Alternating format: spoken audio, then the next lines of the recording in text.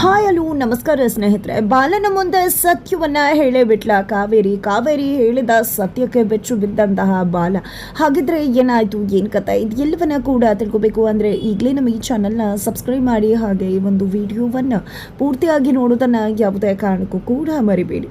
ಇಲ್ಲಿ ವರದ ಮತ್ತು ಬಾಲ ಇಬ್ಬರು ಕೂಡ ಬಂದಿಲ್ಲ ಅಂತ ಹೇಳಿ ತೇಜುವನ್ನು ಇಲ್ಲಿ ರಾಣಿ ಮತ್ತು ಚಂದು ಇಬ್ಬರು ಕೂಡ ತಮ್ಮ ಮನೆಗೆ ಕರ್ಕೊಂಡು ಹೋಗಿದ್ದಾರೆ. ಲೋಹಿತಾಗೆ ಚಂದು ಅಂದರೆ ತುಂಬಾ ಇಷ್ಟ. ಚಂದು ತನ್ನ ಫ್ರೆಂಡು ಈ ಮನೆ ನಮ್ಮದು ಅಂತೆಲ್ಲ ಮಾತನಾಡ್ತಾಳೆ ಲೋಹಿತಾ ಕೂಡ. ಜೊತೆಗೆ ಲೋಹಿತಾ ಇಡೀ ಮನೆಯನ್ನು ತೋರಿಸೋದಕ್ಕೆ ಹೋಗ್ತಾರೆ. ಆದರೆ ರಾಣಿಗೆ ಮಾತ್ರ ಅವಳ ಒಂದು ಕೊಟ್ಟಂತಹ ಮಾತೇ ಚಿಂತೆ ಆಗಿಬಿಟ್ಟಿದೆ. ಯಾಕಂದರೆ ಈಗ ತಾನು ಲೋಹಿತಾಗೆ ಮಾತು ಕೊಟ್ಟಿದ್ದೀನಿ, ಮನೆ ಬಿಟ್ಟು ಹೋಗಬೇಕು ಅಂತಲೇ ಯೋಚನೆ ಮಾಡ್ತಿದ್ದಾಳೆ. ಇತ್ತ ಕಡೆ ಮಾವ ಕೇಳಿದಾಗಲೂ ಕೂಡ ಏನೂ ಇಲ್ಲ ಅಂತ ಹೇಳ್ತಿದ್ದಾಳೆ. ಬಿಕಾಸ್ ಚಂದು ಕೂಡ ಈ ವಿಷಯ ಹೇಳಬೇಡ ಅಂತ ಕೂಡ ಹೇಳ್ತಾರೆ. ಯಾಕಂದರೆ ರಾಣಿ ಈ ವಿಷಯಕ್ಕೆಲ್ಲ ತಲೆ ಕೆಡಿಸ್ಕೋಬಾರ್ದು ಅನ್ನೋದೇ ಚಂದು ಉದ್ದೇಶ ಆಗಿದೆ. ತದನಂತರ ಇಲ್ಲಿ ಲೋಹಿತಾ ಬಂದು ಇನ್ನೇನು ರಾಣಿ ವಿಷಯ ಹೇಳಿಬಿಡ್ತಾಳೆ ಅಂತ ಅಂದ್ಕೊಂಡಿದ್ದೆ, ತನಗೆ ಹೊಟ್ಟೆ ಹಸಿವಾಗ್ತದೆ ಅಂತ ಹೇಳ್ತಾಳೆ. ಆಗ ಇಲ್ಲಿ ಸತ್ಯ ಅವರು ಸರಿ ಆಯಿತು, ಈಗ ನಾನೇ ಹೋಗಿ ಅಡುಗೆ ಮಾಡ್ತೀನಿ, ಯಾಕಂದರೆ ಇವತ್ತು ನಿಮ್ಮ ಅಮ್ಮಂಗೆ ರೆಸ್ಟ್ ಕೊಟ್ಟಿದ್ದೀನಿ ಅಂದಾಗ ನೀನು ಅಡುಗೆ ಮಾಡ್ತೀಯಾ, ಏನು ಮಾಡ್ತೀಯಾ ಅಂತ ಹೇಳಿ ಲೋಹಿತಾ ಕೇಳಿದ್ದಕ್ಕೆ ತುಂಬ ಚೆನ್ನಾಗಿ ಮಾಡ್ತೀನಿ, ನೀವೆಲ್ಲ ಚಪ್ಪರ್ಸ್ಕೊಂಡು ತಿನ್ನಬೇಕು, ಆ ರೀತಿ ರೆಡಿ ಮಾಡ್ತೀನಿ ಫುಡ್ನ ಅಂತ ಹೇಳ್ತಾರೆ. ಏನು ಅದೇ ಉಪ್ಪಿಟ್ಟು ಮಾಡ್ತೀಯಾ ಅಲ್ವಾ ಅಂದಾಗ ಹೌದು ಸರಿಯಾಗಿ ಕಂಡಿಡ್ದೆ, ನೀನು ಸ್ಪೆಷಲ್ ಉಪ್ಪಿಟ್ಟನ್ನ ರೆಡಿ ಮಾಡ್ತೀನಿ, ಎಷ್ಟು ಚೆನ್ನಾಗಿ ಮಾಡ್ತೀನಿ ನೋಡ್ತಾ ಇರಿ ಅಂತ ಹೇಳಿದ್ದೆ. ಇಲ್ಲಿ ಸೀನಾ ಬಾ ಹೋಗ್ಬಿಟ್ಟು ಇಬ್ಬರು ಕೂಡ ಮಾಡೋಣ ಅಂತ ಹೇಳಿ ಕರ್ಕೊಂಡು ಹೋಗ್ತಾರೆ. ನಂತರ ರಾಣಿ ಏನಾದರೂ ವಿಷಯನ ನನ್ನಿಂದ ಮುಚ್ಚಿಡ್ತಿದ್ಯಾ ನೀನು ಅಂತ ಹೇಳಿ ರಾಣಿಯನ್ನು ಕೂಡ ಪ್ರಶ್ನೆ ಮಾಡ್ತಾರೆ. ಆದರೆ ರಾಣಿ ಚಂದುನ ನೋಡ್ತಿದ್ದಾಗೆ ಚಂದು ಹೇಳಬೇಡ ಅಂತ ಸನ್ನೆ ಮಾಡ್ತಾರೆ. ಹಾಗಾಗಿ ರಾಣಿ ಕೂಡ ಏನೂ ಇಲ್ಲ ಮಾಮ ಅಂತ ಹೇಳಿ ಯಾವುದೇ ವಿಷಯನೂ ಕೂಡ ಹೇಳುವುದಿಲ್ಲ. ನಂತರ ಉಪ್ಪಿಟ್ಟು ರೆಡಿ ಮಾಡಲಿಕ್ಕೆ ಅಂತ ಅವ್ರು ಹೋಗ್ತಾರೆ. ಇತ್ತ ಕಡೆ ರಾಣಿ ನೀನು ಏನು ಯೋಚನೆ ಮಾಡ್ತಿದ್ಯಾ ಅಂತ ನನಗೆ ಗೊತ್ತಿದೆ, ನೀನು ಲೋಹಿತಾಗೆ ಮಾತು ಕೊಟ್ಟಿದ್ರ ಬಗ್ಗೆ ಯೋಚನೆ ಮಾಡ್ತಿದ್ಯಾ ಅಲ್ವಾ, ನೀನು ಯಾಕೆ ಅದ್ರ ಬಗ್ಗೆ ವರಿ ಮಾಡ್ಕೋತಾ ಇದೆಯಾ, ವರಿ ಮಾಡ್ಕೋಬೇಡ ನಡಿ ಅಂತ ಹೇಳಿ ಒಳಗಡೆ ಕರ್ಕೊಂಡು ಬರ್ತಾರೆ ಚಂದು ರಾಣಿಯನ್ನು.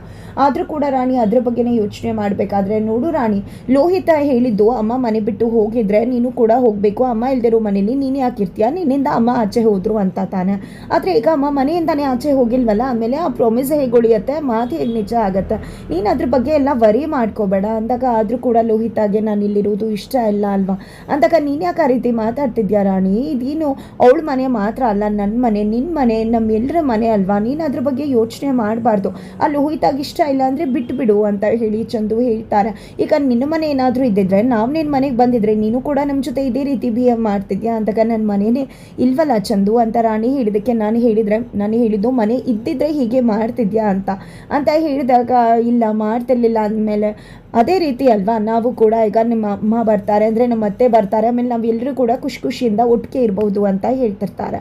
ಅಷ್ಟರಲ್ಲಿ ಲೋಹಿತ ತೇಜುವನ್ನು ಅದೇ ರೂಮಿಗೆ ಕರ್ಕೊಂಡು ಬರ್ತಾರೆ. ನೋಡು ನಿಮ್ಮನೆ ಥರ ನಮ್ಮನೆ ದೊಡ್ಡದಾಗಿಲ್ಲ, ಇಷ್ಟೇ ಮುಗೀತು ನಮ್ಮನೆ, ಇದೇ ನಮ್ಮ ರೂಮು ಅಂತ ಹೇಳಿದಾಗ ಹೌದಾ ಇದೇ ನಿಮ್ಮ ರೂಮಾ, ನಿಮ್ಮ ಮನೆಯೂ ಕೂಡ ತುಂಬ ಚೆನ್ನಾಗಿದೆ, ಆದರೆ ನಮ್ಮ ಮನೇಲಿ ಇರೋದೇ 3 ಜನ, ಬಟ್ ನಿಮ್ಮ ಮನೇಲೆಲ್ಲ ಎಷ್ಟು ಜನ ಇದ್ದೀರಾ ಅಂತ ಹೇಳಿ ತೇಜು ಹೇಳ್ತಾರೆ. ಆದರೂ ಕೂಡ ಇಲ್ಲಿ ನಾನು ರೂಮ್ ಶೇರ್ ಮಾಡ್ಕೋಬೇಕು ನನ್ನ ಅಣ್ಣನ ಜೊತೆ, ಆದರೆ ನಿನ್ನ ರೂಮಲ್ಲಿ ನೀನು ಒಬ್ಬನೇ ಇರಬಹುದಲ್ವಾ ಅಂದಾಗ ನನ್ನ ರೂಮಲ್ಲಿ ನಾನು ಒಬ್ಬನೇ ಇದ್ರೂ ಇಷ್ಟು ಖುಷಿಯಾಗಿರೋಕ್ಕಾಗೋದಿಲ್ಲ ಅಲ್ವಾ ಅಂತ ತೇಜು ಹೇಳ್ತಾರೆ. ಜೊತೆಗೆ ಹೌದು ರಾಣಿ ರೂಮ್ ಎಲ್ಲಿ ಅಂದಾಗ ರಾಣಿಗ ಅವಳಿಗೆ ಯಾವ ರೂಮು ಇಲ್ಲ, ಅವಳ ರೂಮ್ ಎಲ್ಲಿದೆ ಅಂತ ಗೊತ್ತಾ, ಅವಳು ಹೊರಗಡೆನೇ ಇರೋದು, ಅವಳಿಗೆ ಯಾವ ಭಯನೂ ಆಗಲ್ಲ, ಯಾಕೆ ಗೊತ್ತಾ ಅವಳು ಜೈಲಿಂದ ಬಂದಿರೋದು ಅಂತ ಹೇಳೋಕೆ ಅಂತ ಮುಂದಾಗ್ತಿರ್ತಾಳೆ ಲೋಹಿತ. ಅಷ್ಟರಲ್ಲಿ ಚಂದು ಅದನ್ನು ತಡೆದ್ಬಿಡ್ತಾರೆ. ಅಯ್ಯೋ ನಾವು ಕೂಡ ಅವಳನ್ನು ನಮ್ಮ ರೂಮಲ್ಲೇ ಇರಿಸ್ಕೋಬೇಕು ಅನ್ನೋ ಆಸೆ ಇದೆ, ಆದರೆ ಲೋಹಿತಾಗೆ ರಾಣಿ ಅಂದರೆ ಆಗೋದಿಲ್ಲ, ಅದಕ್ಕೆ ರಾಣಿ ಇಲ್ಲಿರ್ತಾಳಷ್ಟೇ ಅಂತ ಹೇಳ್ತಾರೆ. ಜೊತೆಗೆ ಇಲ್ಲಿ ತೇಜು ರಾಣಿ ನನಗೆ ಭಯ ಆಗೋದಿಲ್ವಾ ಇಲ್ಲಿರುವುದಕ್ಕೆ ಅಂದಾಗ ಯಾಕೆ ಭಯ ಆಗಬೇಕು, ಭಯ ಆಗಲ್ಲ, ತುಂಬ ಚೆನ್ನಾಗಿರುತ್ತೆ, ಆಕಾಶ ನೋಡ್ತಾ ಚಂದ್ರ ನೋಡ್ತಾ ನಕ್ಷತ್ರ ಇದ್ರೆ ಎಷ್ಟು ಖುಷಿಯಾಗಿರುತ್ತೆ ಗೊತ್ತಾ, ತುಂಬ ಚೆನ್ನಾಗಿರುತ್ತೆ, ತುಂಬ ಚೆನ್ನಾಗಿ ನಿದ್ರೆ ಕೂಡ ಬರುತ್ತೆ ಅಂತ ರಾಣಿ ಹೇಳಿದಕ್ಕೆ ಹೌದಾ ಇನ್ನು ಮುಂದೆ ನಾನು ಬಾಲ್ಕನಿಲಿ ಮಲ್ಕೋತೀನಿ ಅಂತ ತೇಜು ಹೇಳ್ತಾರೆ. ನಾನು ಅಲ್ಲಿಂದ ಚಂದ್ರನ್ ನೋಡ್ತೀನಿ, ನೀನು ಇಲ್ಲಿಂದ ಚಂದ್ರನ್ ನೋಡು, ಆ ನಕ್ಷತ್ರ ಎಣ್ಸಣ್ವ ಅಂತ ಹೇಳಿದಾಗ ಈ ಕಡೆ ಚಂದು ಕೂಡ ನಾನು ಇನ್ನು ಮುಂದೆ ನಿಮಗೆ ಜಾಯ್ನ್ ಆಗ್ತೀನಿ ಅಂತ ಹೇಳಿ ಚಂದು ಹೇಳ್ತಾರೆ. ನನ್ನನ್ನು ಬಿಟ್ಬಿಟ್ರ ನಾನು ಜಾಯ್ನ್ ಆಗ್ತೀನಿ ಅಂತ ಲೋಹಿತ ಹೇಳಿದ್ದಕ್ಕೆ ಏನು ಲೋಹಿತ ನೀನೇ ಅಲ್ವಾ ರಾಣಿನ ಆಚೆ ಕಳಿಸಿದ್ದು, ಈಗ ನೀನೇ ರಾಣಿ ಜೊತೆ ಹೊರಗಡೆ ಮಲ್ಕೋಬೇಕು ಅಂತ ಚಂದ್ರನ್ ನೋಡಿ ನಕ್ಷತ್ರ ಎಣಿಸ್ಬೇಕು ಅಂತಿದ್ಯಾ ಅಂತ ಚಂದು ರೇಗಿಸೋದಕ್ಕೆ ನನಗೇನು ರಾಣಿ ಅಂದರೆ ಇಷ್ಟ ಇಲ್ಲ ಅಂತ ಏನಿಲ್ಲ, ನನಗೂ ರಾಣಿ ಅಂದರೆ ಇಷ್ಟನೇ, ಆದರೆ ರೂಮಲ್ಲಿ ಅಡ್ಜಸ್ಟ್ ಆಗಲ್ಲ ಅಂತ ಹೇಳಿದಷ್ಟೇ ಅಂದಾಗ ಹೌದಾ ನಿಂಗೆ ರಾಣಿ ಅಂದರೆ ಇಷ್ಟನಾ, ಹಾಗಿದ್ರೆ ನೀನು ರಾಣಿ ಮನೇಲಿ ಇರಬಾರ್ದು ಅಂತ ಹೇಳಿದೆ ಅಲ್ವಾ, ಅದನ್ನು ವಾಪಸ್ ತಗೋತೀಯಾ ಅಂದಾಗ ಏನೋ ಅದಕ್ಕೂ ಇದಕ್ಕೂ ಏನು ಸಂಬಂಧ ಅಂದಾಗ ನೀನೇ ಹೇಳಿದೆ ಅಲ್ವಾ ರಾಣಿ ಅಂದರೆ ನಿಂಗೆ ಇಷ್ಟ ಅಂತ ಹೇಳಿ ತೇಜು ಹೇಳಿದ್ದಕ್ಕೆ ಸರಿ ಆಯಿತು, ನನ್ನ ಫ್ರೆಂಡ್ ತೇಜು ಹೇಳ್ತಿದ್ದಾನೆ ಅನ್ನೋ ಕಾರಣಕ್ಕೆ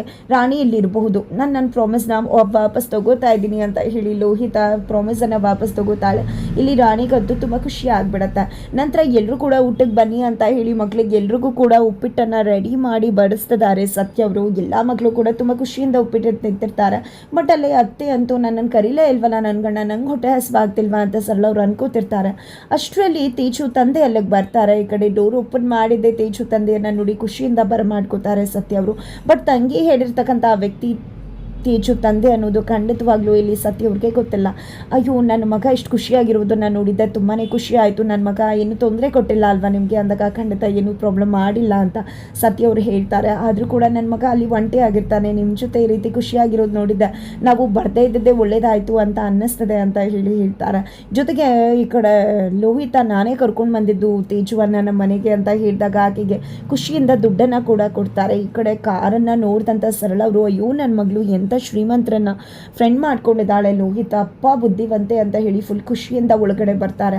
ಏನಾದರೂ ಕುಡಿಯೋಕೆ ತೊಗೊಂಡು ಬರ್ತೀನಿ ಮಜ್ಜಿಗೆ ಗಿಜ್ಗೆ ಅಂತ ಹೇಳಿ ಸರಳ ಅವ್ರು ಹೇಳಿದಾಗ ಏನೂ ಬೇಡ ನನಗೆ, ನಾನು ಹೋಗ್ತೀನಿ ಅಂತ ಹೇಳ್ತಾರೆ. ಅಷ್ಟರಲ್ಲಿ ಇಲ್ಲಿ ತೇಜು ನಾಳೆ ಅಮ್ಮನ ಬರ್ಡೇ ಇದೆ ಅಲ್ವಾ, ಇವರು ಕೂಡ ಇನ್ವೈಟ್ ಮಾಡಲಾ ಇವರನ್ನು ಕೂಡ ಅಂದಾಗ ಖಂಡಿತಪ್ಪ ಅಂತ ಹೇಳ್ತಾರೆ.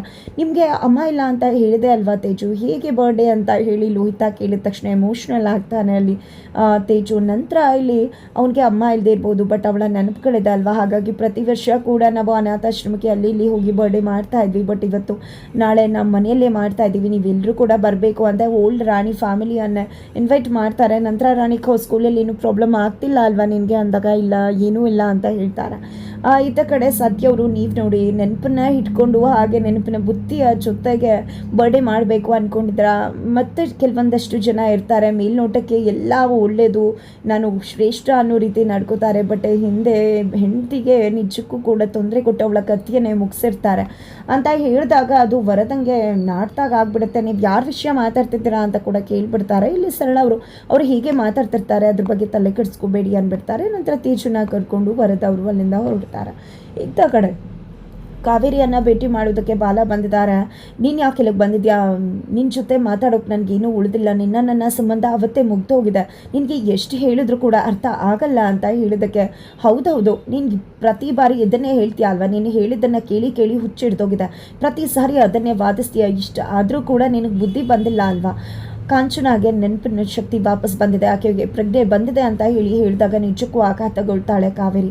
ಇದನ್ನು ನೋಡ್ತಿದ್ರೆ ಖಂಡಿತವಾಗ್ಲೂ ಏನೋ ವಿಷಯ ಇದೆ, ನಮ್ಮ ವರದ ಬೋಸ್ ಹಿಂದೆ ಏನೋ ನಡೀತಿದೆ ಅಂತ ಅನ್ನಿಸ್ತಿದೆಯಲ್ಲ ಅಂದಾಗ ಹೌದು ವಿಷಯ ಇದೆ ಅಂತ ಹೇಳಿ ಕಾವೇರಿ ಹೇಳ್ತಾರೆ. ಏನದು ಹೇಳು ಅಂತ ಹೇಳಿ ಬಾಲ ಕೇಳಿದಕ್ಕೆ ನಿನಗೆ ಯಾಕೆ ಹೇಳಬೇಕು, ಯಾವುದೇ ಕಾರಣಕ್ಕೂ ಅದು ನಿನಗೆ ಗೊತ್ತಾಗೋದು ಕೂಡ ಇಲ್ಲ, ನಿನಗೆ ಗೊತ್ತಾಗೋದು ಕೂಡ ಬೇಡ, ನಿನ್ನ ಇಂಥ ಬುದ್ಧಿ ಅವನಿಗೆ ಯಾವುದೇ ಕಾರಣಕ್ಕೂ ಸತ್ಯ ಗೊತ್ತಾಗಕೂಡ್ದು ಅಂತ ಹೇಳಿ ಕಾವೇರಿ ಹೇಳ್ತಾರೆ. ನಿನ್ನ ವರದಾಗೂ ಹೋಗಿ ಹೇಳು, ಅವ್ನು ಮಾಡಿರೋ ಕರ್ಮಕ್ಕೆ ಸರಿಯಾದ ಶಿಕ್ಷೆ ಕೊಡು, ಸಮಯ ಬಂದಿದ್ದಾಯಿತು, ಅವತ್ತೇನು ನನ್ನ ಪರಿಸ್ಥಿತಿ ಸರಿಯಿರಲಿಲ್ಲ, ಆದರೆ ಇವಾಗ ಮತ್ತೆ ನಿನ್ನ ಯಜಮಾನನ ನಿಜ ರೂಪ ಏನು ಅನ್ನೋದನ್ನು ಬಿಚ್ಚಿಡೋ ಸಮಯ ಬಂದದ್ದಾಗಿದೆ, ನೋಟಿಸ್ ಬರುತ್ತೆ, ಅವಾಗ ನಿಮಗೆ ಗೊತ್ತಾಗುತ್ತೆ, ಹೋಗಿ ಹೇಳು ಅಂತ ಹೇಳಿ ಕಾವೇರಿ ಕೇಸ್ ರಿಓಪನ್ ಆಗ್ತಿರೋ ವಿಷಯವನ್ನು ಬಾಲಾಗೆ ತಿಳಿಸ್ತಾರೆ. ಎತ್ತ ಕಡೆ ಬಾಲಾಗೆ ನಿಜಕ್ಕೂ ಕೂಡ ಅನುಮಾನ ದಟ್ಟವಾಗ್ತದೆ, ಇಲ್ಲಿ ಕಾವೇರಿ ತಪ್ಪಿತಸ್ಥಳಲ್ವಾ ಅನ್ನೋ ಅನುಮಾನ ಜಾಸ್ತಿ ಆಗ್ತದೆ. ಹಾಗಿದ್ರೆ ಏನಾಗತ್ತೆ ಮುಂದೆ ಅನ್ನೋದನ್ನು ತಿಳ್ಕೋಬೇಕು ಅಂದರೆ ಮುಂದಿನ ವಿಡಿಯೋಗೆ ವೇಟ್ ಮಾಡೋದನ್ನು ಮರಿಬೇಕು.